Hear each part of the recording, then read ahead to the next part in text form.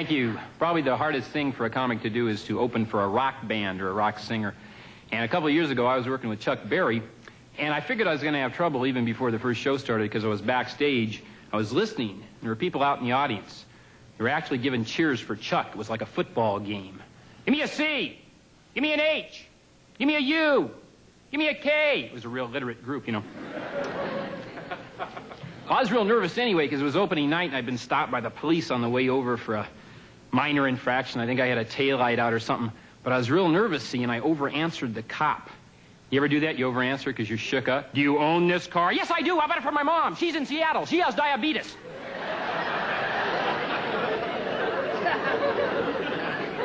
You tell them more than they really care to know, see.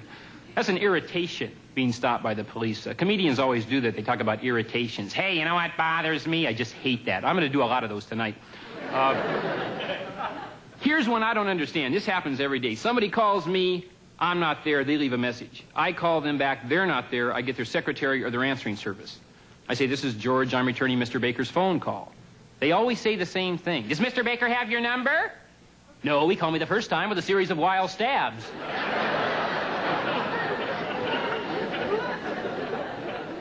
Elderly people, I like elderly people. The irritation is if they brag about their age.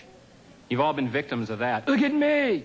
I'm 94 years old. Well, good. That means you'll be passing away soon.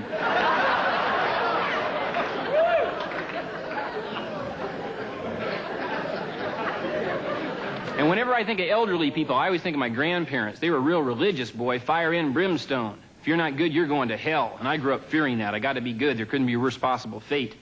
But my attitude changed a couple of years ago. I saw that movie, The Exorcist. Remember the demon? The demon says something like, your mother does perverted acts in hell. I thought, well, maybe it's bad, but apparently they do have a recreation period.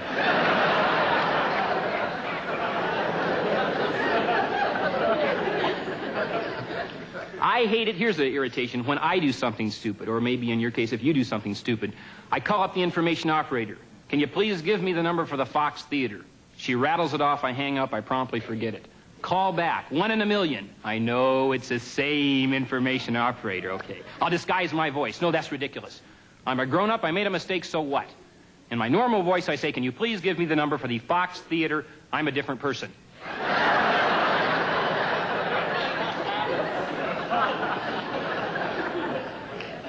Here's another one that happens every day of my life. I say something. I know the person heard me say it. They repeat what I said.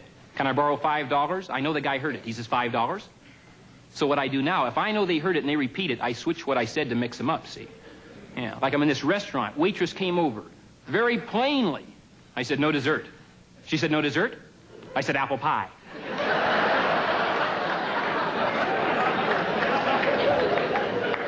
She said, apple pie? I said, no dessert.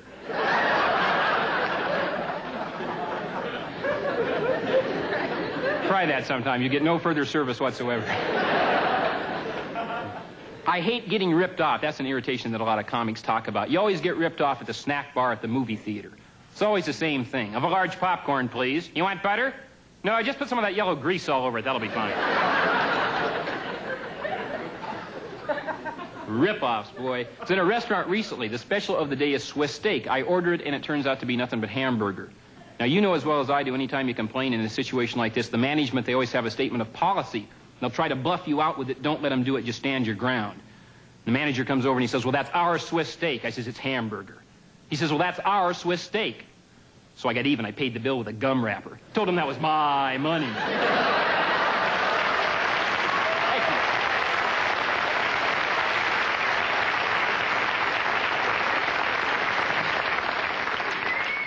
Sometimes television can be irritating. The commercials, once in a while. The one I watch now, it's on 24 hours a day. It's Will Rogers Jr. for Grape Nuts, the simple cereal.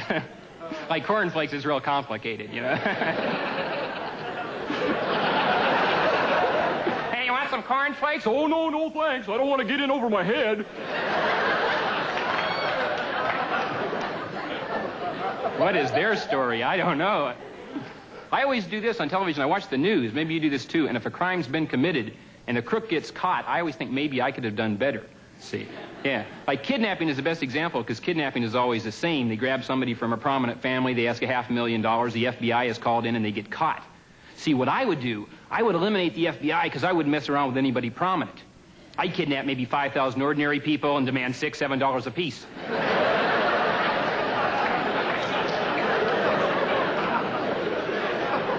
Would that work? I don't know. Got stationary expense, you know. You know who I'd like to kidnap more than any other person? Colonel Sanders. Yeah. Make him eat all his meals with a little white plastic fork.